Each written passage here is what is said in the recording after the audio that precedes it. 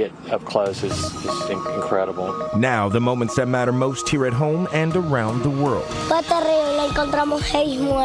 It was terrible. The concerning amount of child migrant crossings. If you have pets that go outside, actually, kind of brush them off. Helping you live a healthier life, plus the positive and the inspirational. We really wanted to help the youth just grow, figure out problems, solutions. I'm Tracy Bragg. Your news starts now.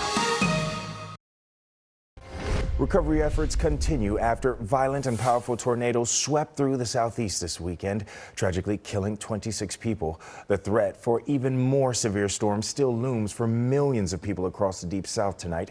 Ivan Rodriguez is in Rolling Fork, Mississippi with the very latest. The resources that the people here in Rolling Fork and throughout Mississippi need, the help is on the way. On Sunday, cleanup and recovery efforts continue in hard-hit Rolling Fork, Mississippi, after a powerful E4 tornado flattened much of the community late Friday night. What we've seen over the last 36 hours in Mississippi, on the one hand, has been heartbreaking to see the loss and devastation of these communities, but on the other hand, has been inspiring and gives me great reason for optimism. At least 10 confirmed tornadoes struck Mississippi, Alabama, and Tennessee. And while search and rescue operations are still ongoing, President Joe Biden approved a disaster declaration for the hardest hit parts of Mississippi. To the people of Mississippi, that we are here not just today, but for the long haul. We are going to work with the team, with the state team here, to assess additional counties to see if any more need to be added to this declaration. In Georgia, a large and extremely dangerous tornado struck south of LaGrange Sunday morning. You can see the aftermath of the destruction the storm left behind. Georgia Governor Brian Kemp declared a state of emergency. Meanwhile, in Rolling Fork, residents are bracing for the possibility of more severe storms as they face a long road to recovery. Ivan Rodriguez, NOW News. Wow, a very difficult situation there. Meteorologist Michael Altovino joins us now. Michael, people are bracing for even more storms. What can we expect to see tonight and then tomorrow? Well, Tracy, again, that threat for severe storms continues tonight across the Mississippi Valley as well as into the southeast. Large hail, damaging winds, as well as strong tornadoes will all be possible. So here's what we have going on for tonight. Notice again the threats for severe weather, level 1, level 2, 3, to even a level 4 risk, again, for portions of Mississippi, Alabama, even into Louisiana. So again, tornado threat is on the higher end for tonight. Again, this risk has increased. Notice this hatched area that you see. In that area, there's a 10% chance or greater for an EF2 or stronger tornado. So again, a potential long tracking tornado. So in these locations, we'll see the threat for these storms overnight. That's why it's very important you have multiple ways to receive your weather alerts in case you get an alert into the overnight. The threat for severe storms continues into Monday, mainly across the southeast. But again, large hail and damaging winds would be the two biggest threats. So let's talk about the timing. Into tonight, we have this stationary front across the southeast. And again, this associated area of low pressure with it. So again, that's allowing for those showers and storms to fire up. Here's into the overnight, into portions of Atlanta by 12:30, 1 o'clock, still continuing to see these showers and storms fire up. Tomorrow morning, again, we have that threat to see some strong to severe storms, mainly for central Georgia, as well as for areas well out to the south as this front pushes out to the south. So that threat for severe storms will also continue into the early morning hours of tomorrow for portions of the southeast. Areas well to the south could see more of those severe storms. So Tracy, and again, it's been very active for the past few days, and we're seeing more of this tonight into tomorrow. Wow. So more potential risk, and sounds like it can roll in late overnight, right? Exactly, and that's the most dangerous. People are sleeping. That's why we always have to keep saying have multiple ways to receive those weather alerts, especially into the overnight. Wow, very important details and information there. Thanks so much, Michael. All right, next on Now, the dangers facing migrant children as more families take a popular but dangerous path. A narrow strip of land separating South and Central America is popular but very dangerous. And Rafael Romo shows us in tonight's breakdown the number of migrants daring to cross the notorious Darien Gap is soaring, particularly the number of children. This Venezuelan family of 5 is safe for now. Before arriving to a shelter in the Panamanian capital, they crossed the perilous Darien Gap, a jungle region connecting Colombia with Panama, to escape the financial crisis in their home country. The mother is pregnant and all 3 of their children are younger than 8. The father, the only man in the group, says they thought they were doing fine in the beginning. Apart from cliffs and all that, we were kind of calm, he said, until we started seeing dead bodies. His son wanted to share with us some of the horrible things he saw. It was terrible, he said. We found 6 dead bodies. The deadly dangers his family saw are nothing new at the Darien Gap, as many migrants have also reported seeing or being victim to homicides, robberies, and sexual violence along the route. What's new is the fact that more and more families with children seem to be risking it all for the American dream. According to UNICEF, nearly 46,000 migrants crossed into Panama in the first 2 months of 2023. Of those, 9,656 were minors, a figure that is 7 times higher than the one observed in the same period last year. In 2022, more than 570 pregnant women like Angela Jimenez also enter Panamanian territory through the Darien Gap, facing risks that are compounded by the fact that they're expecting. I fell, she says. I'm not kidding you. I fell like 4 times and rolled down hills. The Darien Gap has caught the attention of U.S. immigration authorities. I wanted to be there. I wanted to be and to see the Colombian and Panamanian border, because we had seen that and heard that there was a lot of different types of populations coming through there, coming through the Darien jungle up to the southern border of Mexico and then the United States. This is a challenge that we have to solve together. Last year, U.S. Secretary of State Antony Blinken led a delegation to Panama to promote joint solutions to a common problem. Helping stabilize and strengthen communities that are hosting migrants and refugees, creating more legal pathways to reinforce safe, orderly, and humane migration, dealing with the root causes of irregular migration. Back at the shelter in Panama City, children do arts and crafts to calm their nerves after the terrifying ordeal. Officials say more than 1,000 unaccompanied minors crossed the Darien Gap last year and fear that figure may be even larger in 2023. Rafael Romo reporting there. U.S. Border Patrol says an agent rescued a 1-year-old child this week at the U.S.-Mexico border after someone abandoned them. Take a look at the bottom of your screen. Security footage shows a person drop the child off near the Colorado River. The person immediately returns to the river. A Border Patrol truck then picks up the child shortly after. Customs and Border Protection says that the child will be placed in the care of the Health and Human Service Office of Refugee Resettlement. After the break, a new way to address a short supply of fresh water. A look at the desalination solution and how it works. That's next on Now.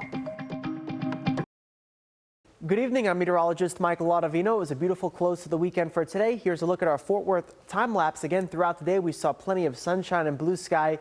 Tomorrow, we'll see that as well to begin the new work week, but we'll see some clouds building during the second half of the day. We could even see an isolated shower or a thunderstorm, mainly for tomorrow afternoon. That threat rises up to 30% for tomorrow evening and for the first half of tomorrow night.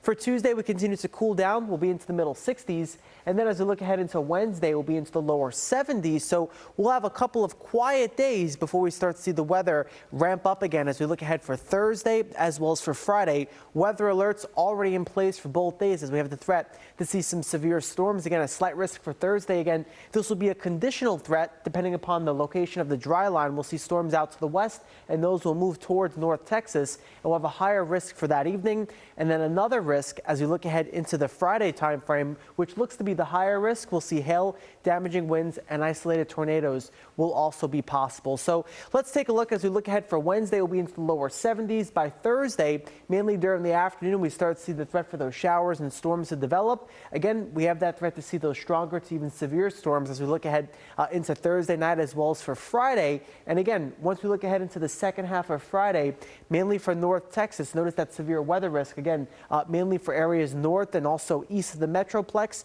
right as that cold front will start to push through our area. So as we look ahead for tonight, again, we'll be into those lower 40s, even upper 30s for some locations well to the north. We'll be into the middle 40s across the Metroplex. Grab a light jacket on your way out the door for tomorrow. And then for tomorrow, temperatures will be a little cooler. We hit 77 degrees for today. Tomorrow, we will be into those lower 70s. 7-day forecast looking ahead for Tuesday. We're into the middle 60s, 70s for Wednesday. Weather alerts already issued for Thursday and Friday. And then we're into the upper 70s for next weekend. While everyone needs water to survive, more than 2 million people in the United States don't have any tap water at all. In some parts of the country, new technology is turning seawater into clean, drinkable water to help boost water supplies. Now, here's a behind-the-scenes look at the process. As concerns over water scarcity grow, there is at least one community ahead of the curve. San Diego is in a unique position that we have the water that we need moving forward. Jeremy Crutchfield, Water Resource Manager at San Diego County Water Authority, says a big reason for that is this, the county's seawater desalination plant. The process of desalinating seawater is to transform it from roughly 35,000 milligrams of dissolved salts and minerals per liter of water into fresh water, which sits anywhere from 0 to 1,000 milligrams. The real heart and muscle of the facility is called reverse osmosis. And these are membranes that have little holes in them. We pressurize the water to 900 psi, pounds per square inch, push the water molecules through these membranes. The salt and all the impurities stay on the outside. Every day, 100 million gallons of water from the Pacific Ocean pumps through these pipes into the plant. The reverse osmosis process transforms it into 50 million gallons of fresh drinking water. The 50 million gallons of brine left over is safely reintroduced into the ocean. It takes an hour to go from the ocean to the tap. Crutchfield says the plant provides roughly 10% of the county's water supply and has the potential to double its output if needed. The seawater desalination plant in San Diego County isn't the first in the country, but it is the largest. There are currently more than 1,400 desalination plants in the U.S., and across the globe, 300 million people now drink desalinated water. Very important work happening there. Before we head to break, here are some more facts about water access in America.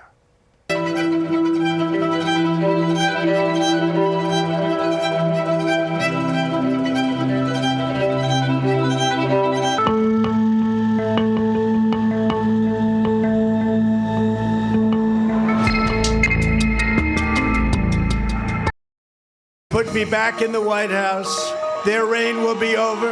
A former president holding his first campaign rally for the 2024 election. When the Fed raises interest rates, it really kicks in quickly. Ways to lessen the blow of higher interest rates. These women helped define a nation. Honoring the women who left their mark on the American West. And haircuts turning into healing sessions. Give them that service to make them look good and feel good. Russian President Vladimir Putin says his country will station nuclear weapons in neighboring Belarus. Specifically, the Russian military will station tactical nuclear weapons, which are short-range nukes designed for battlefield strikes. But Belarus is situated between Russia and Ukraine. This is the first time since the mid-90s that Moscow will base this type of weapon outside of the country. Putin did not say when the weapons will be transferred. In response, Ukraine's government called for an emergency meeting of the UN Security Council today. Officials there calling Russia's move nuclear blackmail and accusing the country of taking Belarus as a nuclear hostage. Also this weekend, Ukraine says Russia launched more than 100 missile and rocket attacks across the country within 24 hours. Back in the United States, thousands of supporters packed a campaign rally for Donald Trump in Texas this weekend. The former president is considered the frontrunner for the Republican 2024 nomination, and during his stop, he criticized both a potential GOP rival and President Joe Biden. Jack Fink reports. President Donald J. Trump. Former President Donald Trump returned to Texas to hold his first campaign rally of the year. His event before thousands of supporters at the Waco Regional Airport is another reminder how important Texas is in Republican Party politics. And 2024 is the final battle. That's going to be the big one. If you put me back in the White House, their reign will be over, and America will be a free nation once again. Trump is back in the national spotlight as he faces a potential indictment in Manhattan. DA Alvin Bragg is investigating him for falsifying business records to hide campaign violations related to payments made to adult film star Stormy Daniels. Trump denies any wrongdoing and criticized Bragg. They have nothing, and yet it went on and on and on and continues to. He stacked his office with D.C. operatives. He rejected President Joe Biden and his policies. You could take the 5 worst presidents in American history and put them all together, and they would not have done the damage that Joe Biden has done to our nation in just 2.5 short years. And when it comes to the southern border, Trump called for mass deportations. We will use all necessary state, local, federal, and military resources to carry out the largest domestic deportation operation in American history. The Texas Democratic Party criticized Trump, saying if he is the Republican nominee in 2024, he'd lose. Trump also criticized potential rival Florida Governor Ron DeSantis, calling him disloyal after Trump endorsed him in the GOP primary in 2018. He wins the election because of you. 2 years later, the fake news is up there saying, will you run against the president? Will you run? And he says, I have no comment. That was Jack Fink reporting there. Now, those are some of the top stories from around the world tonight. Now, let's get to some of the moments that matter most in your community.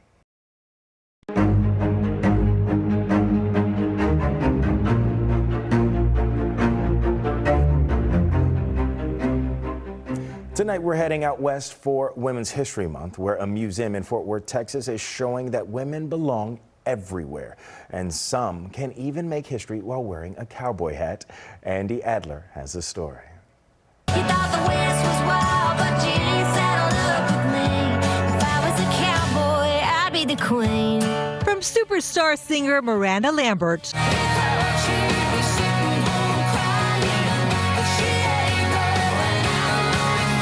icons like Reba McEntire, to characters in blockbusters like Toy Story and the hit TV series Yellowstone.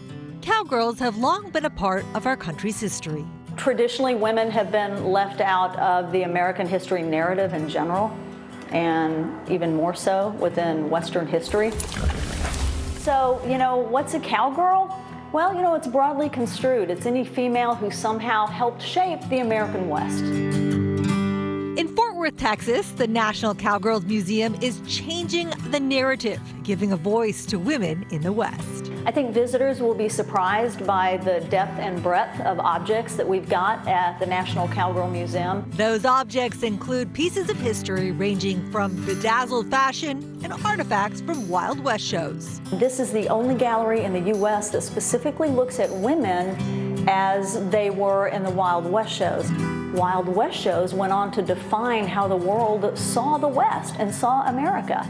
And these shows were popular precisely because of the women who were in those shows doing things that women typically didn't do at that time. There's also no shortage of saddles, but one you might not expect to see. One of the objects that people will be surprised to see here is a saddle ridden by Jon Snow, Kit Harington of Game of Thrones. How did this saddle earn its spot in the National Cowgirl Museum? And it's because the horsemaster, Camilla Naprouse, is an honoree. And there are very few female horsemasters in the U.S. or in the U.K. While the National Cowgirl Museum continues to grow, honoring Western women in and out of Hollywood has not come without its challenges. It's also discouraging sometimes when I see how much more work we have to do. There's still a lot to do, but this is a great place to work because we talk about incredible women every day, every month, every week, every hour. There may still be a lot of work to do, but they're not doing it alone. The museum partnered with the recently launched Cowgirl Channel to educate even more people about women in the West. Women's Western sports is just growing so fast all over the country. I think a Cowgirl Channel is not going to have any problem getting content and be interesting and really hopefully take that to another level. It's a network run by cowgirls, for cowgirls. There's so much that goes into being a cowgirl. We're wives, we're mothers, we're sisters, we're daughters. We cook, we love fashion, we love art, but we love the nitty-gritty of riding a horse too. There's so much that we have yet to tap into when it comes to the cowgirl, and that's exactly what the Cowgirl Channel is going to bring. These women helped define a nation and the idea of the West. Building role models for young girls, proving there's nothing women can't do. Absolutely. Every day this March, we want to highlight women who've blazed a trail in American history. Tonight, TV chef Julia Child.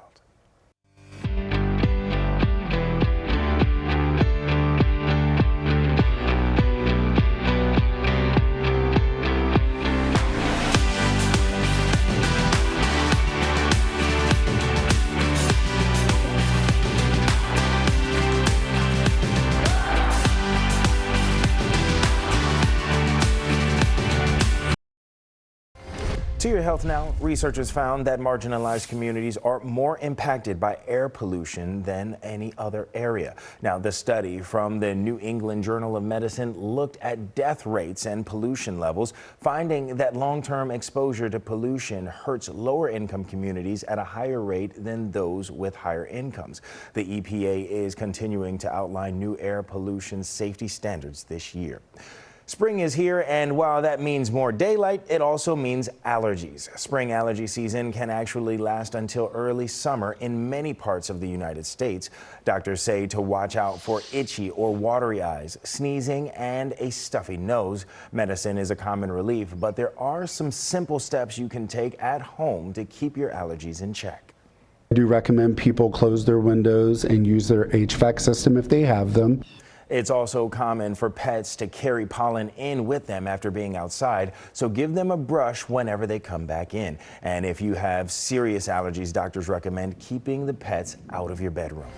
To your money now, the Fed raised interest rates again this week, the 9th time since last March. The rate hike will have an immediate impact on the 1 in 3 Americans who carry credit card debt, but there are ways to lessen the blow. Americans have never held more credit card debt than they do right now, almost $1 trillion in total, an increase of nearly 19% over the last quarter. And now with the Fed's 9th interest rate hike in a row to 5%. Inflation remains too high, and the labor market continues to be very tight. Many Americans will see an almost immediate increase to their credit cards' interest rates. When the Fed raises interest rates, it really kicks in quickly, and that interest rate hike applies to currently held balances as well as future balances. Your card's rate isn't totally tied to the Fed's actions. Your credit score has a lot to do with it, and there are ways to fight back against rising credit card debt. If you have good credit, transfer balances to a card with an introductory 0% rate. If you don't qualify, a lower interest rate personal loan can also help. And finally, try picking up the phone and asking your card issuer for a lower interest rate. We found that about 70% of folks who had asked for a lower interest rate on their credit card in the past year got one. And remember, there is a flip side to higher interest rates. They've been great for people who are savers. While no one can predict the Fed's next move in May, experts say it's wise to prepare for both prices and interest rates to continue to go up by paying down debt and putting away saving in a high-yield account. Next on Now, a psychologist and a barber are teaming up to give back to the community. I got the street side, he got the education side. How the pair is proving that there's so much more to haircuts. We'll be right back. Good evening, I'm meteorologist Michael Ottavino. It was a beautiful close to the weekend for today. Here's a look at our Fort Worth time lapse. Again, throughout the day, we saw plenty of sunshine and blue sky. Tomorrow, we'll see that as well to begin the new work week, but we'll see some clouds building during the second half of the day. We could even see an isolated shower or a thunderstorm, mainly for tomorrow afternoon. That threat rises up to 30% for tomorrow evening and for the first half of tomorrow night. For Tuesday, we continue to cool down. We'll be into the middle 60s. And then as we look ahead into Wednesday, we'll be into the lower 70s. So we'll have a couple of quiet days before we start to see the weather ramp up again as we look ahead for Thursday as well as for Friday. Weather alerts already in place for both days as we have the threat to see some severe storms. Again, a slight risk for Thursday. Again, this will be a conditional threat depending upon the location of the dry line. We'll see storms out to the west, and those will move towards North Texas, and we'll have a higher risk for that evening. And then another risk as we look ahead into the Friday time frame, which looks to be the higher risk. We'll see hail, damaging winds, and isolated tornadoes will also be possible. So let's take a look as we look ahead for Wednesday. We'll be into the lower 70s. By Thursday, mainly during the afternoon, we start to see the threat for those showers and storms to develop. Again, we have that threat to see those stronger to even severe storms as we look ahead into Thursday night as well as for Friday. And again, once we look ahead into the second half of Friday, mainly for North Texas, notice that severe weather risk, again, mainly for areas north and also east of the Metroplex, right as that cold front will start to push through our area. So as we look ahead for tonight, again, we'll be into those lower 40s, even upper 30s for some locations well to the north. We'll be into the middle 40s across the Metroplex. Grab a light jacket on your way out the door for tomorrow. And then for tomorrow, temperatures will be a little cooler. We hit 77 degrees for today. Tomorrow, we will be into those lower 70s. 7-day forecast looking ahead for Tuesday. We're into the middle 60s, 70s for Wednesday. Weather alerts already issued for Thursday and Friday. And then we're into the upper 70s for next weekend. Finally tonight, Hope Now and a mobile barbershop in Nebraska that's helping kids look good while also helping them feel good. Mary Nelson has the story. So how you been doing? Good. You doing good? What kind of cut we gonna give you? I can't cut hair, but I can do psychology, and my buddy can cut hair, but I don't know if he can do psychology like me, so you know. Psychology of life. Just I got the street side, he got the education side to the going to college. Yeah. This concept itself was born in a barber shop. We finally just settled on this idea of, well, maybe we should be able to do both of our professions in one space, and that's how the Mentoring in New Dimensions vehicle came about. That's a lot of hair. We really wanted to help the youth just grow, figure out problems, solutions. Since you was 3. 3 years old. Yeah, okay. Parents sign their kids up. They get that connection with an adult.